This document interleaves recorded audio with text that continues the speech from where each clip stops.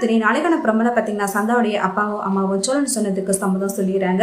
நீங்க சொன்ன மாதிரியே 6 மாசத்துல என் பொண்ணு பேர்ல 25 லட்சம் ரூபாய் ரொக்கம் பணமும் 30 சவரன் நகையும் போட்டா இந்த கல்யாணத்துக்கு நான் சம்மதிக்கிறேன் அப்படின்னு சொல்றாங்க. அந்த 6 மாசம் தாண்டிச்சுன்னா கண்டிப்பா என் சொந்தக்காரங்க தான் என் பொண்ணை கல்யாணம் பண்ணி கொடுப்பேன், நீங்க மறந்துடுங்க அப்படின்னு சொல்றாங்க.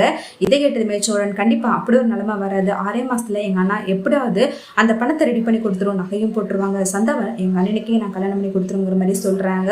ஒரு பக்கம் இதை கேட்டு சேரன் பயங்கரமா ஷாக் ஆகிறாங்க. அடுத்த சோழனும் சேரனா இங்க இருந்து கிளம்பும் போது வீட்டுக்கு தெரியாம சந்தா வேகமா ஓடி அந்த சேரனை மீட் பண்ணி எமோஷனலா ஃபீல் பண்ணி ரொம்பவே அழுகுறாங்க. எனக்காக இதுக்கு நீங்க எல்லாரும் இவ்வளவு தூரம் கஷ்டப்படுறீங்க, ஏன் இவ்வளவு அமௌண்ட் கொடுக்குறேன்னு சொல்லிட்டு ஒத்துக்கிட்டீங்க, ஆனா எப்படி அவ்வளவு பெரிய அமௌண்ட்டை ரெடி பண்ண முடியும், தயவு செய்து யாரும் எனக்காக கஷ்டப்படாதீங்க, என்னை மறந்துடுங்க அப்படின்னு சொல்லிட்டு ஃபீல் பண்ணி அழுகுறாங்க. என் வாழ்க்கையில் என்ன நடக்குது அந்த கடவுள் முடிவு பண்ணட்டும், எனக்காக நீங்க யாரும் கஷ்டப்பட வேணாம் அப்படின்னு சொல்லி ஃபீல் பண்ணி அழுகுறாங்க. அடுத்து சேரன் சந்தா அழுகுறத பார்த்துட்டு சூழ்நிலையில் அவனை கைவிட மாட்டேன் சந்தா, தயவு செய்து புரிஞ்சுக்கோ, இப்படிதான் நான் ரெடி பண்ணிக்கிறேன் அப்படின்னு சொல்றாங்க. அதுக்காக நான் அவனை விட்டு கொடுக்க முடியாது, நான் கண்டிப்பா 6 மாசத்துல திரும்ப வந்து அவனை கல்யாணம் பண்ணிப்பேன் அப்படின்னு சொல்றாங்க.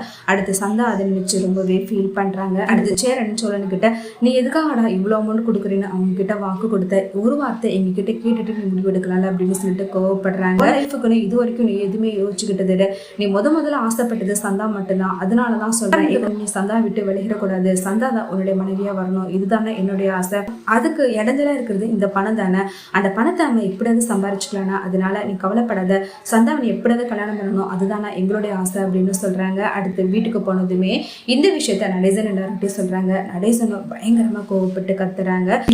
அவங்க தான் இது மாதிரி முடிவெடுத்தாங்கன்னா நீயாவது அறிவாளி பொண்ணுதானம்மா, நீயாவது கொஞ்சம் யோசிச்சு அவனுக்கு புத்தி சொல்லியிருக்கனால இது மாதிரி வாக்கு கொடுத்துட்டு வர்றது, நானா இருந்தா பொண்ணே திட்டு வந்து இன்னும் நான் சேரனுக்கு கல்யாணத்தையே பண்ணி வச்சிருப்பேன், நம்பி அனுப்புனதுக்கு என்ன காரியம் பண்ணிட்டு வந்திருக்கீங்கன்னு சொல்லிட்டு ஒரு பக்கம் நடேசன் கோவப்படுறாங்க.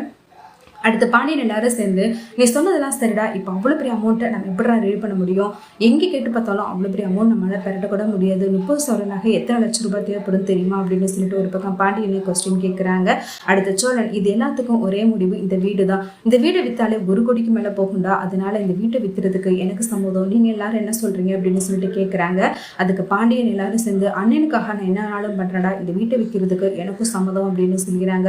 அப்போ முதல்ல அப்பாடைய பேரில் இந்த வீட்டை அதுக்கப்புறமா இந்த வீட்டை நம்ம வித்துடலாம், 6 மாசத்துக்குள்ள வித்து எப்படியாவது அமௌண்ட் ரெடி பண்ணிடலாம், அந்த அமௌண்ட் வச்சு சேரன கல்யாணத்தை நம்ம நடத்திடலாம்டா அப்படின்னு சொல்லிட்டு வீட்டுல எல்லாரும் சேர்ந்து முடிவு பண்றாங்க. சேரனும் என்னுடைய கல்யாணத்துக்காக எதுக்கடா வீட்டெல்லாம் விற்கிறீங்கன்னு சொல்லிட்டு ரொம்பவே வருத்தப்படுறாங்க.